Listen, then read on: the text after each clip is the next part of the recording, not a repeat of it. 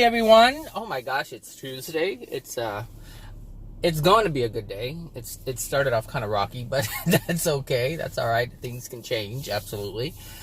So yesterday I actually made a video, but I did not upload it because I was just all over the place. Like, I just didn't have much sleep and I was tired.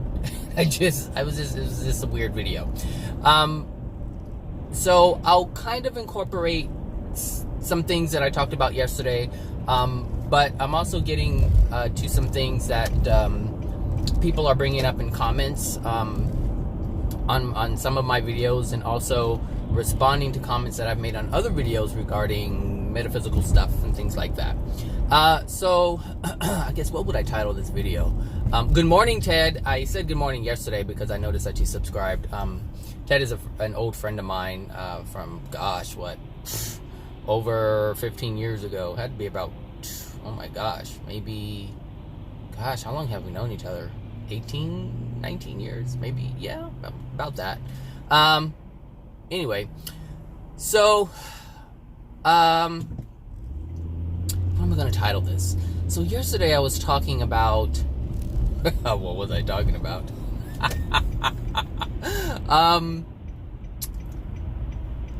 Okay. So I want to talk about changing the world and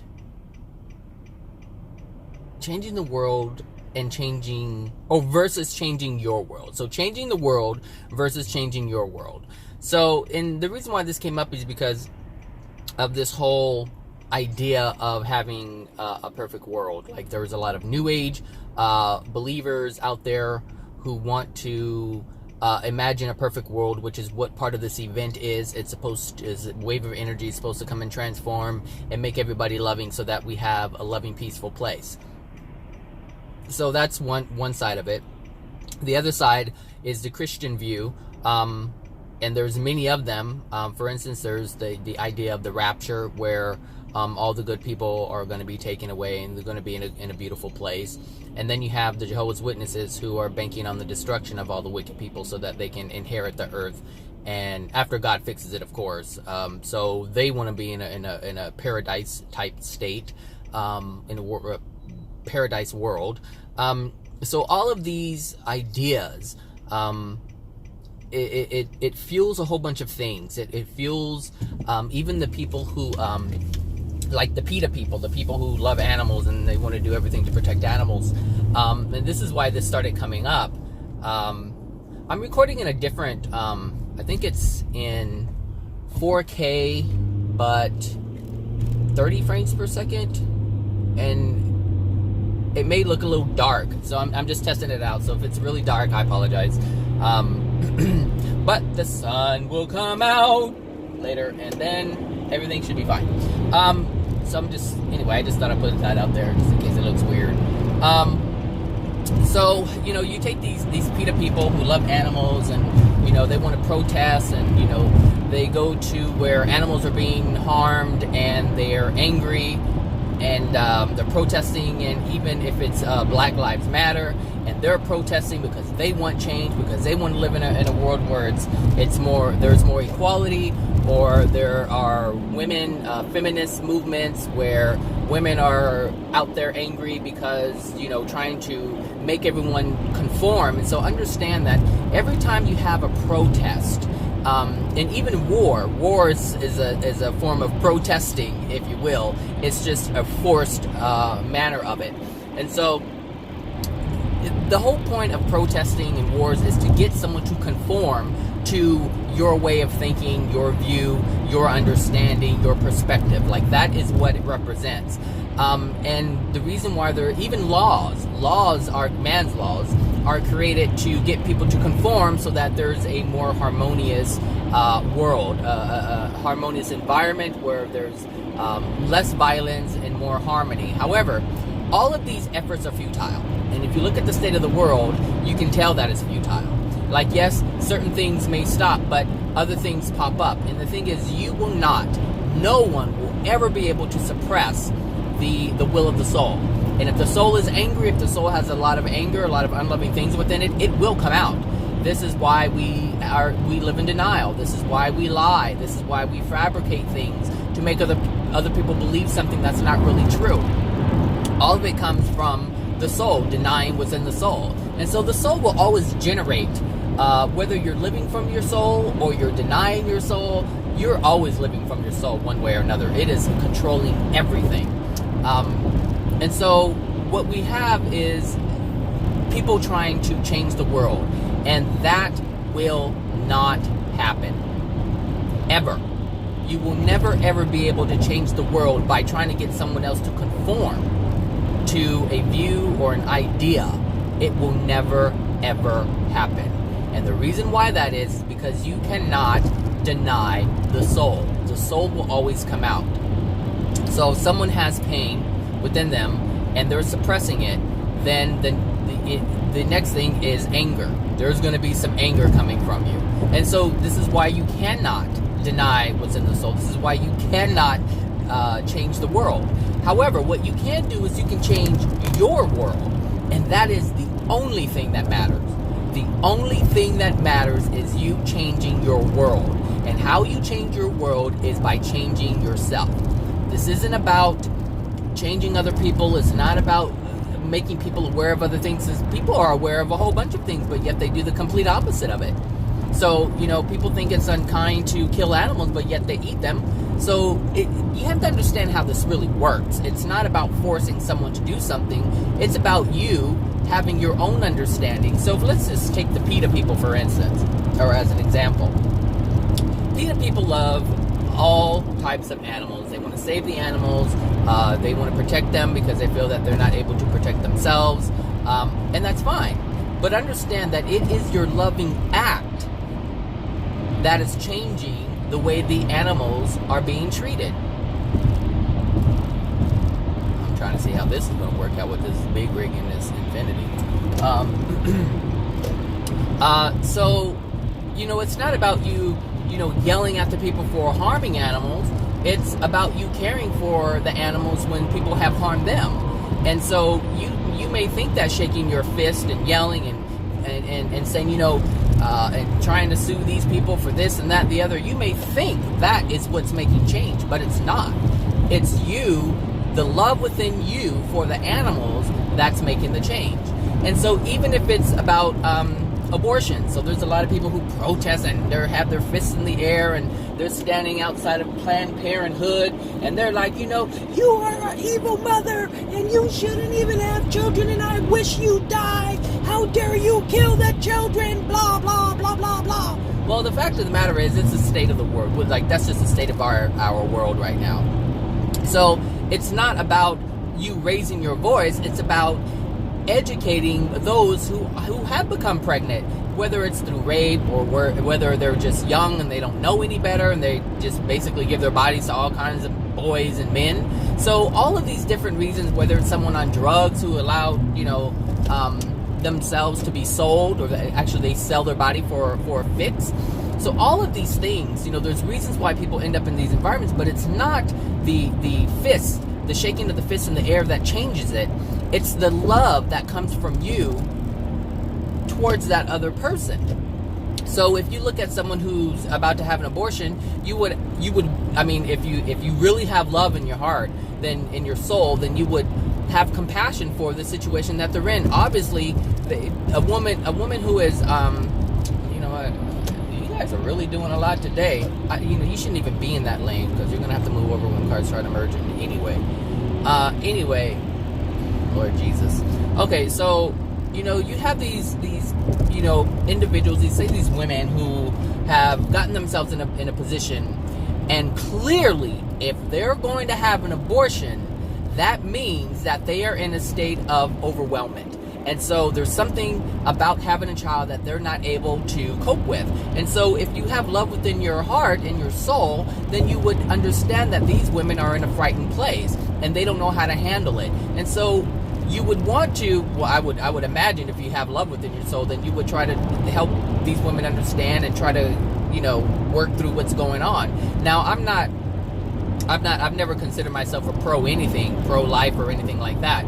But in terms of political or religious or anything like that. But I do understand what happens to the soul when it comes into a body and it starts its gestation within the mother's womb. Like, I understand how the soul is coming in to have an experience, and I also understand what happens to the souls when they're aborted. And so in that respect, yeah, I am pro-life, but it's not from the religious perspective or the political perspective or anything like that. It's just having an understanding as to what's going on a soul level and what happens to that soul when it is aborted. And so it is a sad thing when something like that happens, because now this child is feeling so much pain from the unloving actions and feelings, emotions from the parents. And not only that, those who are actually taking away their little physical body from even having a physical experience. So all children who are aborted or miscarried, their physical experience is just snatched away from them. And yes, they do feel pain. Like, the soul feels the physical pain of any machine going in there and stabbing it and chopping it all up. However it's done, I don't know how it's done now. I don't know if there's like pills now. I don't know how that stuff is done. I'm really not interested in knowing, but I'm just saying that the child feels the pain, even though you don't experience or see the child experiencing the pain. Doesn't mean that it's not experiencing the pain. Anyway, I digress. So if you're out there shaking your fist and trying to, that's not what's going to do it. It's the love, it's the understanding, it's the compassion that is going to make the transformation. Because if you can walk up to a mother and say, let's talk about what's going on, and go through the options that they have. So maybe they're not ready for a child. That's fine. There are many people who can't have a child, but there's even reasons why they can't have a child. So, hey, adoption is out there. Other people are willing to take care of the child. So that doesn't mean that they have to go through, because that's a traumatic experience if a mother is going to terminate their child, because that's something that they're going to live with for the rest of their lives. Here on Earth anyway. I mean, they'll be able to, forgive themselves later, but as of being on Earth, that's something that's going to plague them for a very long time. And that's going to dictate how they live their life. How much joy and happiness can they have? So they're going to have to ask for forgiveness for doing such a thing, because it really is murder. It's taken away a life. But anyway, changing the world can't happen by protesting. It can't happen. It's definitely not going to happen with war, because you're inflicting pain upon someone else. So if you're trying to get someone to conform, using force, that's not going to work either. So the only way to change the world is to change yourself. It is like so warm in here. One second. Yeah. So the only way to change your the only way to change the world is to change your world. It's not about focusing on other people.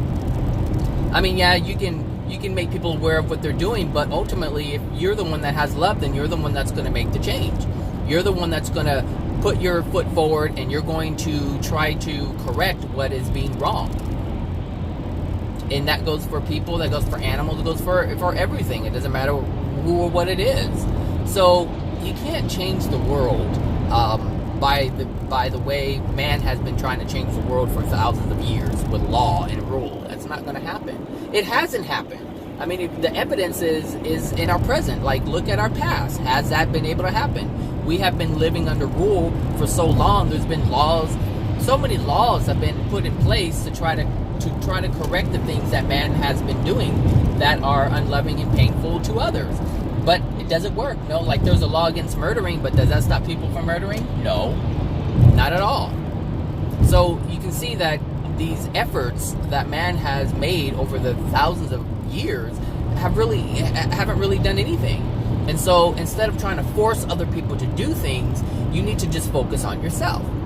Your world is the only thing that's important, because how you create your world here on Earth is part of how you create your world in the spirit world. And if you continually focus on other people and other things and what they're doing, and even gossiping and being part of everybody else's business, like, this is taken away from your own ability to improve yourself. Because if you're focused on someone else, you're definitely not focusing on yourself. And if you're focusing on what other people are doing in terms of being wrong, you're never going to realize the things that you're doing wrong. And so this is why it's important to focus on your world. Understand, like I mentioned in my video yesterday, I watch these reality shows, and I like watching most of them are about women, but I like watching the ones that are like the housewives or whatever, because women are they show a great deal of emotion, a wide range of emotion, whereas men have trained themselves and women have trained the men to not be emotional, to not show emotions. And if men even think about doing it, they're like, oh, you're a pussy, or, man up, stop being a little girl, stop being a little bitch. Like, these are the things that women say to men, and that shuts them down. So it's hard to get anything out of men because they don't want to show anything. They're fearful of showing something. They're actually fearful of being how God created them to be, but hey, that's another story. So, I watch these reality shows, and these women are, you see the facade, you see the fakeness, you see how when they get hurt, you see when their addictions aren't being met. Like, you see like this huge range of emotions and feelings and projections, and this is why I watch it, because there are certain things that we all do that we can see in others, but it's very difficult for us to see it within ourselves. And so the best way to change yourself, if you're not in a place to recognize the things within you, is to recognize the things in others, and then ask yourself, do I do that? And you will find that you are doing the very things that you condemn others of. And this is important. This is a way for people in the beginning to learn about themselves, to actually see themselves for who and what they are. Like, have you ever, went and told someone else's business when they asked you not to? In confidence, if someone says something in confidence, then that's something completely different than sharing your life. And I've talked about this before. Like, if I have an experience with someone, and I mention it, like I had mentioned it with my sister, when she came to town, like, I didn't see any big deal about saying, hey, my sister's coming to visit me, but she had a huge problem with me saying, that my sister's coming to visit me. So, but she didn't tell me in confidence. She didn't say, hey, don't tell anybody I'm coming. She didn't say anything like that. So if someone tells you something in confidence and then you turn around and tell someone else, have you ever done that? Ask yourself that. And if you think that someone's being shady or dirty for doing it, then you have to understand that you're being shady and dirty for doing it. Then you have to ask yourself, why did you do that? You see, this is how you're able to learn about yourself. Since you want to focus on, not you, like you, but I'm saying, since people want to focus on other people in their lives, then fine. If you're going to do that, then learn from it. Don't do it in terms of judging, but do it to learn more about yourself, to improve yourself, to become more aware of yourself and what you're doing and why you're doing it. So anyway, I wanted to talk about that. Like, just focus on your world. It's the only thing that really matters. Because when you die, and we all are going to die, or what we call death, like, we're all going to exit this physical body at some point, like whether it's a car accident or we die from a disease or we just die of natural causes, we are going to exit the body. That is inevitable. That is going to happen no matter what. Period. So, it's best to prepare for a good life here. With, like, if you already have a lot of pain and suffering, then it is in your best interest to clear that shit up. Because if you don't, you're going to carry it with you when you pass. It's still going to reside within your soul, so it's still going to show up in your spirit body. Just like your sicknesses and illnesses and pains and all your ailments are showing up in your physical body. It's going to be there in your spirit form. It's just going to be experienced differently. It's not going to be,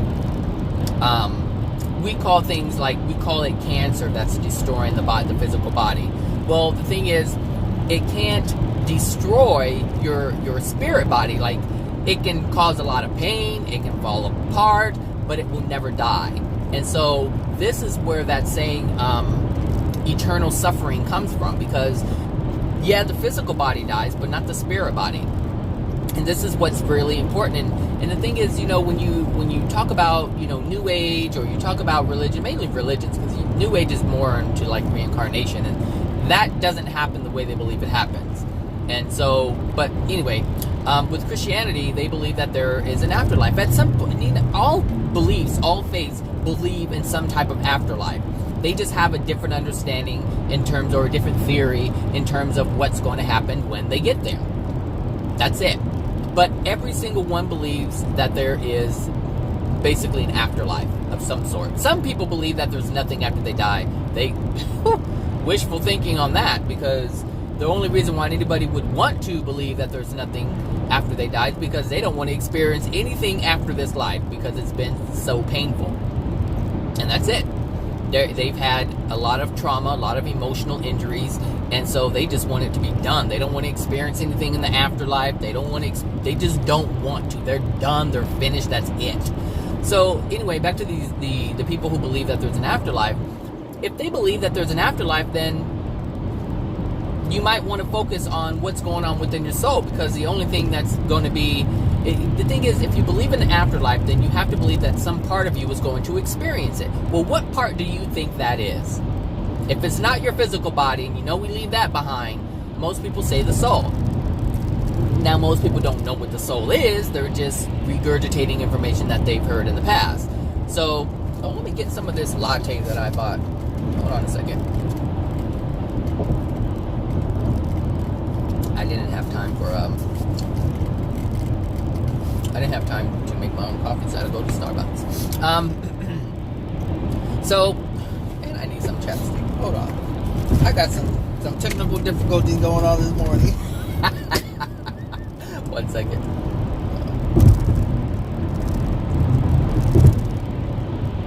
I don't like the way this camera's looking.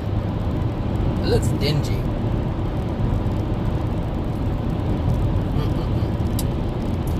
It's clear. It's more clear, but it's like dark, kind of.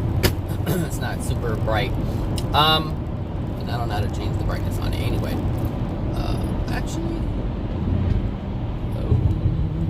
So, they believe in some kind of afterlife. And so, most people, believe that their soul goes on. But like I said, they don't understand what the soul is. Yes, the soul does go on. It does continue to exist. But also the spirit body does. You have to have some apparatus in order for the soul to have an experience. So this is how the soul has an experience. So right now the soul is having an experience through the physical body. And also through the spirit body. Like I've mentioned before, in a sleep state, like we go to the spirit world every night. And we have our presence is there when we are sleeping here. And so we're having like a dual life. And really it is a dual life. Until you can get rid of the facade in this physical world existence. So if you can get rid of the facade, then that means that you've gotten rid of denying. If you can get rid of the emotional injuries within your soul that you're denying, then you'll be aware of the sleep state all the time. Like it'll be one seamless existence. Like you'll in and out, and you'll remember in and out, in and out. You're going to the spirit world, you're coming back. You're going to the spirit world, you're coming back. And you can create in both places. And the thing is, your soul is what dictates your experience, the kind of experience that you have here, and it also dictates the kind of experience you have in the spirit world. The only difference with it is the location. So yes, you can have, you can be in a degraded state. This is interesting because you can be in a degraded state in the spirit world and be in a lower level, a lower area within the first dimension, which is more of the darker places, and where there's lack of color and it's really cold and yucky and blah blah blah blah blah. So you can be there, and you can have a mansion here, like you can have all the jewels and all the cars and the big old fancy house and access to this, that, and the other, but in the sleep state, be in the hells based on your soul condition. And the thing is, if you have all of the mansions and the houses and the cars, that doesn't mean that you have, and this is interesting because New Agers would believe if you have a lot, then the law of attraction is saying that you deserve this. But if you're exploiting people to get money to get these things, then no, your soul is not in a good condition. And so, it was interesting because I was listening to, I kind of listened to it because when someone makes a comment, the actual video, my video pops up, and so I started hearing it. And usually it's the event video or the QHHT dangerous video, or why is QHHT dangerous video.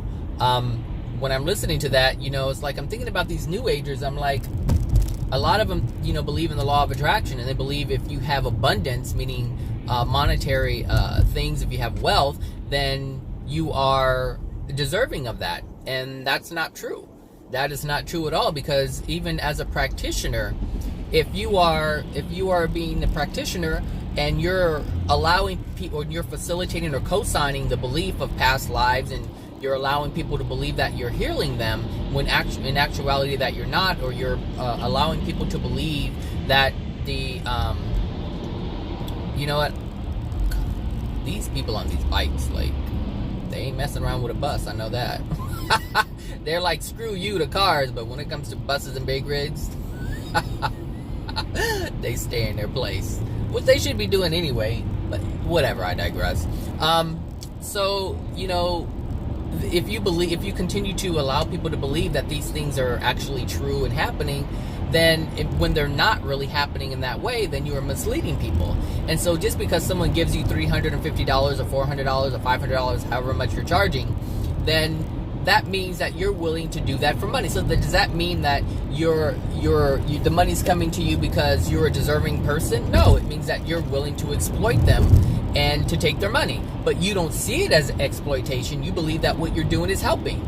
But what you're doing is actually an unloving thing, and you're getting money for doing it. But that doesn't mean that your soul condition is in a good place, and that means that the universe is bringing you abundance. No, that's not what that means. See, we can do anything using our free will. We can tell the truth, we can lie, we can manipulate, we can be honest, we can be all different kinds of things. But that is like people who are honest and truthful, and their soul is in, because some people can be honest and truthful and still have a degraded soul condition, because some people can be honest and truthful to people only so that they can get something from them. But you would have to have a degraded soul in order to do that. So this is why it can be really tricky when you're learning about the law of attraction, when you're learning about your soul, and you're learning about wrong and right. And this is why I don't really believe in the whole right and wrong thing, because people don't understand what that is. And the things that people believe are right and loving really are unloving and not right at all. But if you believe that's what it is, then you'll continue to believe that's what it is. So this is why it's important to learn. And so this brings me to the second part of this video, because there's a couple of people who responded to my comments, and one of them was this person, I believe it was a guy, could be a girl, but anyway, it's kind of hard when people use usernames. So this one person said, thank you, for sharing my view or vision, or I can't remember how they worded it. But thank you for sharing it, because the person said, now I have, after listening to what I had to say, both of their feet are again planted on the ground. And I understood what they were saying, because when you get caught up in the new age thing, it is so fanciful, it is so mystical, it is so alluring that you want to believe it. And so you start getting into this floaty state, and your feet are no longer planted on the ground. And so it's good to be, this is so funny, it's good to be grounded in terms of having both feet on the ground, instead of just living this mystical, fanciful, life, where everything is good, everything is great. If you subscribe to that, you are living an illusion, because the bottom line is, there are people with illnesses and diseases who are dying and having chronic pain, but yet they're still believing in this new age, all is love, all is well, everything's great, illusion, and it's not real. I mean, let's be real here. Look, if your body is falling apart, then there is something that is unloving within your soul, and that which is falling apart is a manifestation of those emotions that you are suppressing or denying. So that's the reality of it. Can everything be great and fanciful? Yes, absolutely it can. But before that can happen, you have to release the things that are within your soul that cause you pain. And it doesn't matter whether emotional pain or physical pain. All emotions that are unloving, that are trapped within your soul, are causing you pain on some level. Be it emotional or physical. So if you're feeling sad, if you're feeling less than, if you're feeling unworthy, or you got cancer growing, or you got kidney this, or you got liver that, or heart this, or bones this, and ache that, look, it's all coming from emotions that are being suppressed. So it doesn't make any sense to pretend like everything's okay when your body is in pain, when your life experience is pain.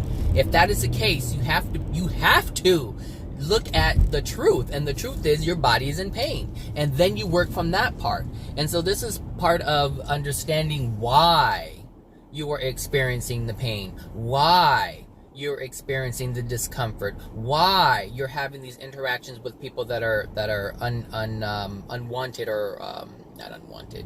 I mean, of course they're unwanted, but painful experiences with them, things like that. That is when you ask yourself, why is this happening? And then you do research on it. And so this other person, a young person, is, reached out and, has some questions, and they're like, hey, look, lady, look, you know what, girl, I'm going to go over here while you do your thing over there, and you need a car wash. Everyone needs a car wash. If you're in LA, you'll notice everybody needs a car wash. Anyway, so the emotions that are within you, it's just important to know, what it is, what it's causing, like I was saying, or about to say, do research, learn about your soul, learn about emotions. It's not just about, so anyway, this person was asking, what do I do? She said she did shadow work, she did this, she did that, she's done all these different things, but the person is quite, let's just say this. The person is very young, has not even reached their 20s yet, okay? So, and this person is experiencing chronic pain. So to be so young and to experience chronic pain like that means that the emotional injuries are basically, well, all of our emotional injuries, well, a lot of them come from our childhood. But these are unresolved emotions that have been transferred from the parent. So if you want to get an idea as to why you're experiencing what you're experiencing, then you want to be able to look at your parents and ask yourself, what have they experienced? Because, the thing is, the bottom line is, parents don't always tell you their painful experiences. This is a part of their lives that they like to shield from their children because they don't want to worry them. They don't want to stress them. And like I didn't know everything. Like, I didn't know my mother was raped when before I was even born. Like, before she even had kids, she was raped. So as a little girl, she was, as a little girl, or however old she was, like in her teens, she was raped. So knowing that this happened, like, she never told me that. She told my sister that, but that was like, later on when, they were adults. So, but just like when my mother told me I was a twin, like, most parents will not say that they lost a child. They won't tell their other children that they lost a child. So these are secrets that they keep to themselves. And so I remember when my mother told me, and the only reason why she told me is because I asked. I asked, am I a twin? Do I have no, I didn't have to say twin because I didn't even know what that word was back then. But I was like, do I have another brother or sister? And she asked me why. I go, I don't know. I just feel like, I have a brother or a sister. And so she just looked at me kind of puzzled, and then she told me, she's like, well, you're a twin, and that's how I found out. But it was only because I asked. But other than that, she would have never told me. But that's significant for me, because the reason why I felt like I had a brother or a sister is because there was a sense of a part of me. There was this sense that a part of me was missing, and I didn't know what that was. It just felt like I was not complete. And so this is why that is, because during the whole gestation period, for however how long, there was a connection with that other soul, and that was then gone. And so that which was there was no longer there, and I felt the absence of that, the lack of the presence of that soul. So, this is, all these things affected me growing up because I always felt alone, but I didn't understand why I felt that way. So if I had never known that, then it would have always plagued me. Like, why do I feel like this? Why? Now I understand, and now I don't feel that way. I have a better understanding as to why I was feeling that way, but it doesn't dictate how I feel today. And this is why it's so important for you as a parent to be very open and honest with your children, because unbeknownst to you, your emotional injuries that you are refusing to deal with are being transferred to your children. So if you are young and you're feeling all these different things and you don't know where they're coming from, and you can't for the life of you figure out why they're there because you are so young and you haven't really experienced things to have these feelings, it's from your parents. So I would encourage you to start talking to your parents, because obviously they're not the ones that are going to be the first ones to reach out to you and talk about their painful past. So it's going to be your responsibility to find out your history, because understand that your emotional injuries, if you're this young person or any young person, if your emotional injuries, or if you have emotional injuries, understand that they are the same ones that your parents hold. And so for you to get a better understanding as to why you're feeling the way that you're feeling, it is in your best interest to ask and find out why that is. Why do I feel this way? You know, Mom, what happened? Dad, what happened? I'm feeling this way, but this is going to require that you be completely open and honest with them. And this is also going to require that you be open and honest with yourself, with your emotions and your feelings that you're feeling, so that you can present it to them in a form of a question. Say, hey, you know, I'm feeling this way. I don't know. What happened to you, or what was happening in your life when you were younger that caused, that made you feel this way? And they'll know. They will know. But it's going to take you, and honestly, this is how the Creator has created it. The child is presented as a mirror to the parent to help the parent understand that which they are denying within themselves. That is what the gift of a child is. Each soul is perfectly selected for the parent that they're being born into. Each soul is specifically selected because each soul has characteristics and traits. And before we even have consciousness, like, we don't get consciousness until we enter the womb. Like, you are not conscious as you're coming in from wherever, because there's a bunch of souls out there who have never incarnated.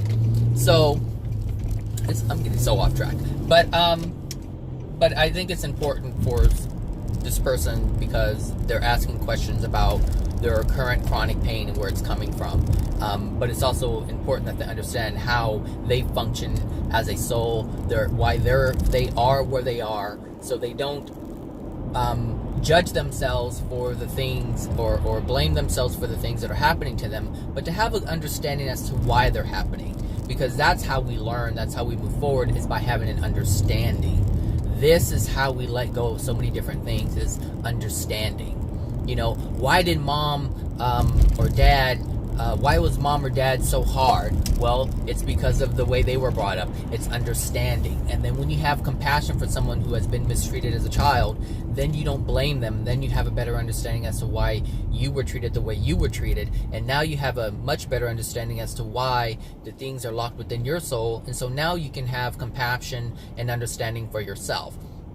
So this is why I talk about this stuff. So as the soul is coming in, the soul is completely unaware that it's even a soul. It's completely unaware that it even exists.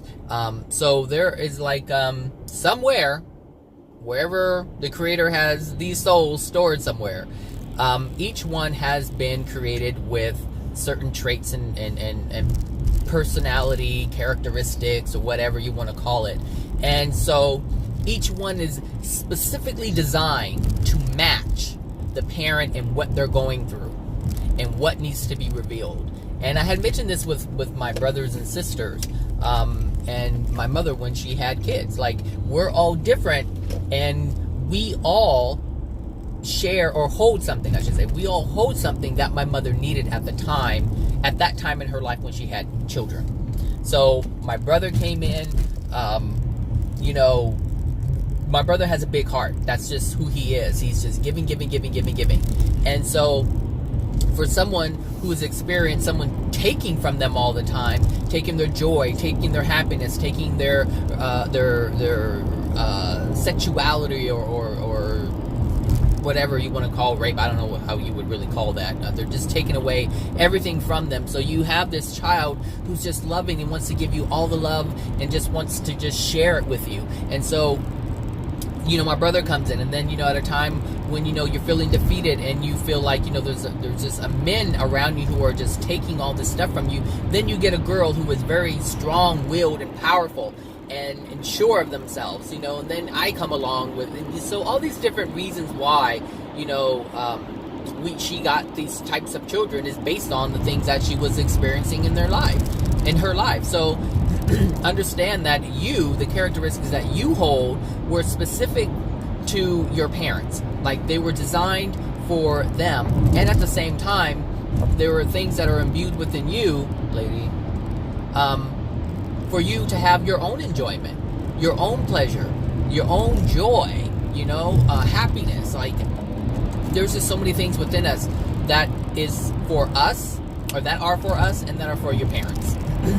So, you know, the Creator creates things in ways that we can't fully comprehend, but we can see some of it, we can accept some of it, and go from that place. So, you know, the best thing to do is to learn about things. You don't have to necessarily accept everything, but learn about it. Learn about your soul. So if you have chronic pain, you know, because some people are asking, you know, one person asked, should they do a QHHT session because they have chronic pain? Well, if you have chronic pain, then do some research in terms of that. There's a pretty good book about physical ailments and things like that, and and what it represents, what it means, because every single physical pain that you have, every disease that you have is based on an emotion that is being denied.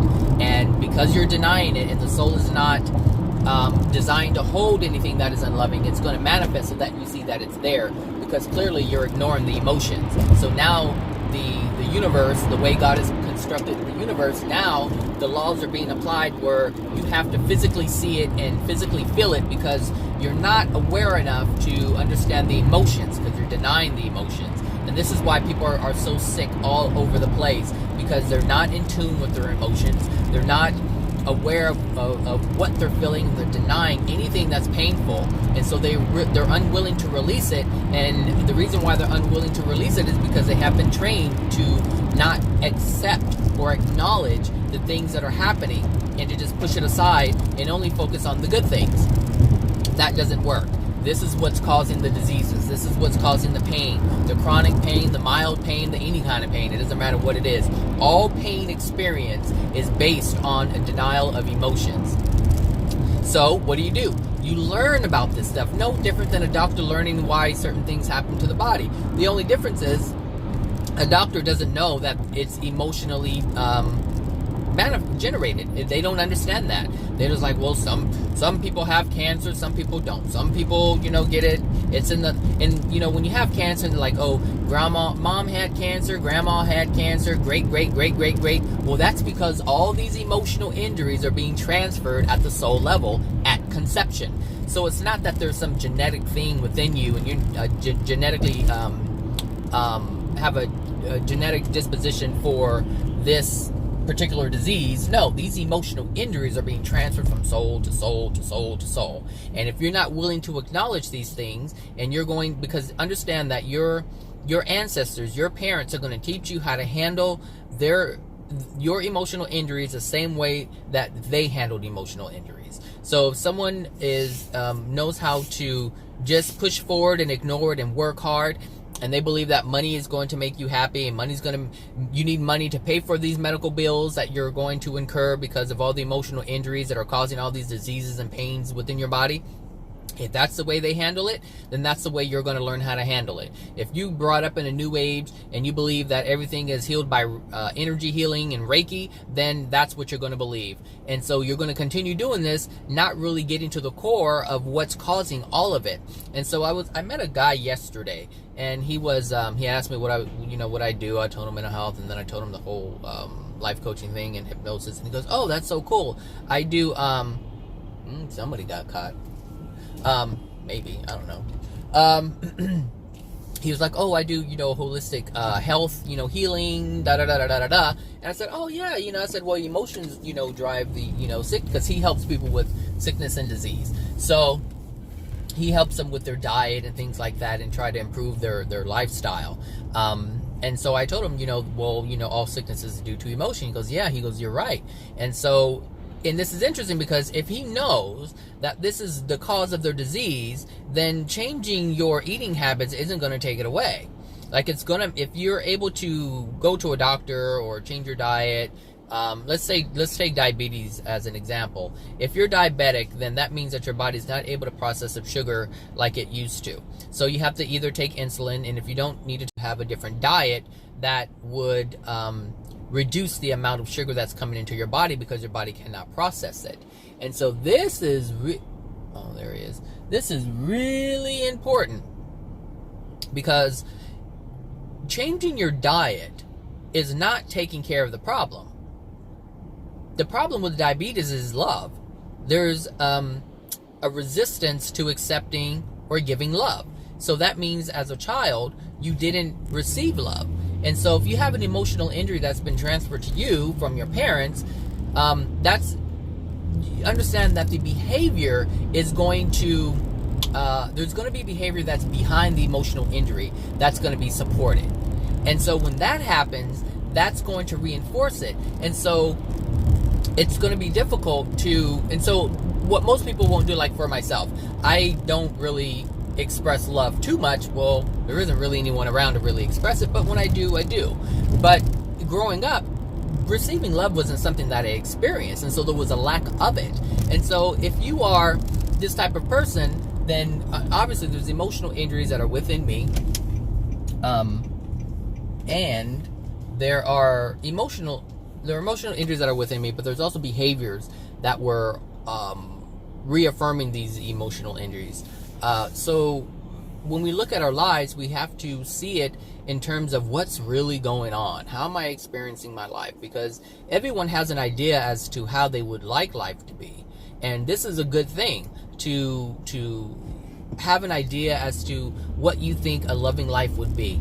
So if someone said, I love you, or someone held you and did things for you to show their gratitude, that's a good thing.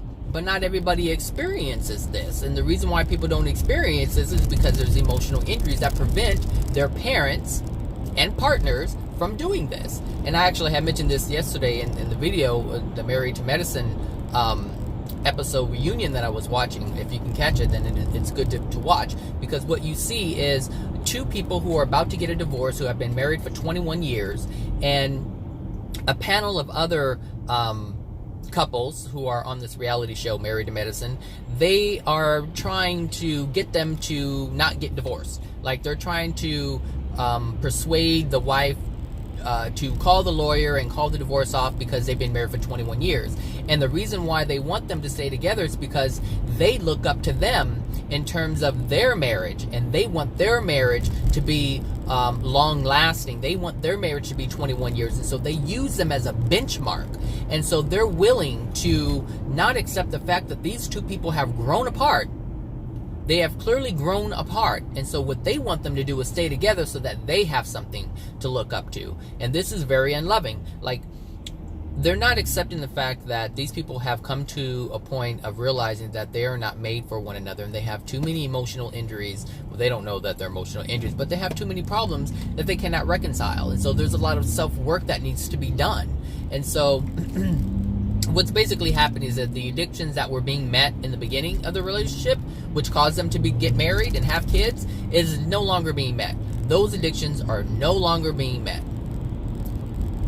So now they're getting irritated because all the things that were emotionally within their soul, they were able to ignore by all the facades of the relationship. And now that the facade is like, people are getting tired of pretending, because this is basically what happens when you have a divorce.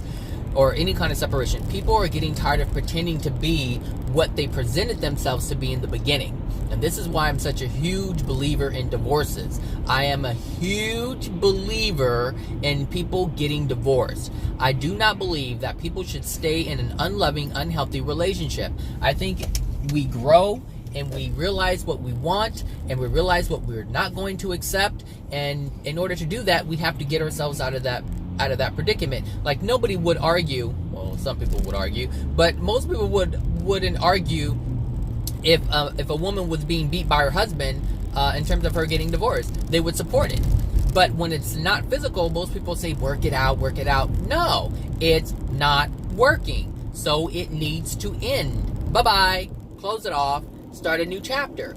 But don't just leave it there. Understand learn something from the experience. I'm a huge believer in learning from your experience. Don't just do something just to get out of it, but understand why you had the divorce. Understand what was happening in the beginning. Like, what did you expect? What expectations did you have of that person that that in the beginning were being met but now aren't being met? Like, if you have any expectation put upon someone, that is an unloving thing to do. You should never expect anyone to do anything, because that means that you're taking away their free will for them to do what they want to do just so that they can have your will met. That's not cool. That's not loving at all. You don't want anybody telling you, hey, I don't want you doing this, I want you to do this because this makes me happy. That's a violation of free will. But if you don't know about the law of free will, then of course you're going to violate it. Of course you're going to do things that are going to take it away from other people. So this is why it's important to learn universal laws. This is why it's important to learn about your emotional injuries. This is why it's important to learn about your soul. This is why it's important to learn about how we interact with people and what causes a degraded soul, what causes a loving soul, what is love versus what man thinks is love. All these different things. There's so many different things out there to learn. So when someone asks me, hey, do you think it'll help if I have a QHHT session? What I do think is that if you did some research about yourself, if you tried to understand who you are and how you function and operate, you wouldn't need anybody to do anything else for you. Because you would have all the information you need in order to heal and cure yourself. Because all healing is self-healing. All healing is self-healing. When you get a boo-boo on your hand, and you cut your finger, or you get a paper cut or whatever, you put on a Band-Aid and wait for what? The body to heal itself. The Band-Aid doesn't do it. When you go to the doctor and you have a surgery and they open you up and dig something out, they bandage it up and they put the little gauze and the tape on it and they wait for what? The body to heal itself. All healing is self-healing. The doctors don't do anything but take that out, which is preventing they take out the emotional manifestation is what they do. That's what they do. They take out the emotional manifestation. That's all a disease is. Emotional manifestation. So you go to the doctor, they cut it out. They dig out the cancer or take off part of the liver that's bad, or they give you a new one or whatever it is that they do. But what happens afterwards is the body heals itself. And it's when I say the body heals itself, it's the energy of the soul that is causing the body to regenerate. And this is why some bodies will regenerate and some bodies won't. This is why some people can have a liver liver transplant or a kidney transplant, and some will take and some will reject it. And the reason why it will reject it is because the emotions that are within the soul are being ignored so much you can't have a second chance. That's not going to happen. You have ignored it for so long, the emotion is so strong that it will not take. The universe will not allow that to happen. But it's not the universe, it's your soul. What's within your soul is not allowing it to happen because the lesson is not being learned. You won't learn anything. Most people don't learn. They don't learn, but hey, some people do. Some people do. When they're on a surgery, before they're going to surgery, they think about a whole lot of things, because anything can happen on that surgery table, especially with cancer. Cancer is one of the things that can be life transforming if you allow it to. if you're just like because cancer comes from anger, so suppress anger and grief. So if you are experiencing, this, and you have to, go in surgery, or you have chemo, or whatever it is, you have to start rethinking some people rethink all the things that they've done in their life, especially if they have like stage 4 cancer. They're on the deathbed, and there's nothing, the doctor says, hey, there's nothing that we can do. And then you have to come to terms with some things. Well, that's big. That's huge. That means now you're actually thinking about your life experience. It's no longer a medical thing. It's like, what did you do? How many things did you do that was just a waste of time? How much energy and time did you spend hating on people? And you think to yourself, I wasted a lot of my time hating. I wasted a lot of my time being sad and miserable. I wasted a lot of time allowing my family to control me and cause me pain. I wasted all this time. Like, I didn't live my life the way I could have, because I was so focused on all these other things. And then you start accepting that reality, and you start feeling the pain of all that. The pain of what people have done to you, and the pain of you hating people, and how much it has sucked out of you, how much life it has sucked out of you. And people will cry this out by themselves in their hospital beds. And before you know it, the doctor comes in, takes another MRI, X-ray, CAT scan, whatever you want to call it, and he finds that it's starting to go away. Oh, is this the street? No, this is not the street I want. It goes into remission. That's what it is. And so the doctors call it spontaneous remission. They have no idea why, but this is exactly why. Because they were releasing the emotions that caused the cancer in the first place. So if you're willing to learn, if you're willing to have an open mind and understand, look, people, it's not about learning about King Tut. It's not about learning about the Ankh and the history of, Africa or anything like this. Like, these are all expressions of man, but it is not your soul. And the only thing that's really important is your soul. It has nothing to do about, wars that were fought in the past. It has nothing to do with that. It has everything to do with your soul. And if you're going to look at the wars that were fought in the past, then really look at them and observe them and ask yourself, why did this happen? What was going on between this person and that person? And put yourself in that position and ask yourself, what emotions were going on? What do you think was going on at the time of the war? Because that will tell you why the war even started. Because all wars are based on emotions. And with the United States is a very fearful place. Fearful of all kinds of things. Fearful of losing an image, because the United States presents an image of, we are strong, hold on a second. Okay, I'm back. Like I was saying, the United States presents this facade of, we are strong and powerful, and we don't do anything right, and we're always the ones who are morally, in check. And that's not the case. Like, we have done some horrific things to people, to other countries, based on our fear of not having something. No, little girl, you're not going to be trying to swoop him. No, little boy, whatever you are right there. So, it's important to understand why we do these things, because if you can connect the emotion to the action, then you'll be able to figure stuff out. And so, a lot of people, like I was saying, these people who protest, they're angry, but they're not understanding the emotions behind the anger. This is so important, whether you're protesting or you're at home and you're angry about what your husband or your spouse, partner, children are doing, your family members are doing. If you're not aware of that, then you're just going to present anger. But if you understand the emotions behind it, then you can process it, and you won't even have to experience that anymore. Like, things will happen. The universe will move things around. You'll be in a different place. You may not be in a relationship anymore. You may move out of your house, and certain family members may move out of your house, and certain friends may disappear from your life. And all these different things can happen, but you have to be truthful. You have to process the emotions and release the pain that's within you that's causing these unwanted experiences. All right? Anyway, that's that, everybody. I hope you have a great week. I may make another video, I'm not sure, this week. But if not, have a great week and possibly weekend. Talk to you later. Bye now.